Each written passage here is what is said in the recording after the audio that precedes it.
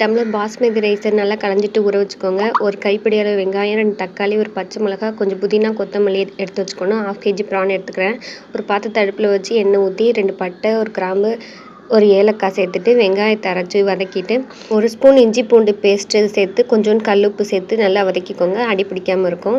Next கொஞ்சம் நம்ம எடுத்து வச்ச புதினா, கொத்தமல்லி தழை ஆட் பண்ணிக்கணும். அதுக்கப்புறமா தக்காளியை சேர்த்து நல்லா வதக்கிக்கணும். வதக்கின பின்னாடி 1 ஸ்பூன் மிளகாத்தூள் சேர்த்து நல்லா வதக்கிக்கோங்க. நெக்ஸ்ட் நம்ம எடுத்து வச்ச ப்ரானையும் ஆட் பண்ணிக்கலாம். ஆட் பண்ணி வதக்கிட்டு 3 டம்ளர் தண்ணி சேர்த்து தேவையான அளவு உப்பு சேர்த்து கொதிக்க விடணும். மூடி வச்சு கொதித்த பின்னாடி நம்ம ஊற வச்ச அரிசியை சேர்த்துக்கலாம். உப்பு செக் பண்ணிவிட்டு அரிசியை சேர்த்துக்கோங்க. அரிசி சேர்த்த பின்னாடி லைட்டாக ஒரு பெரட்டி விட்டுட்டு ஒரு 10 நிமிஷம் மூடி வச்சிடலாம். 10 நிமிஷம் பின்னாடி ஓப்பன் பண்ணி லைட்டாக ஒரு பெரட்டிட்டு தம்மில் போட்டுருங்க. ஒரு 5 மினிட்ஸ் வெயிட் பண்ணால் நம்மளோட டேஸ்டியான ப்ரான் பிரியாணி ரெடி. சர்வ் பண்ணி என்ஜாய் பண்ணுங்கள். பிடிச்சிருந்தா சப்ஸ்கிரைப் பண்ணுங்கள்.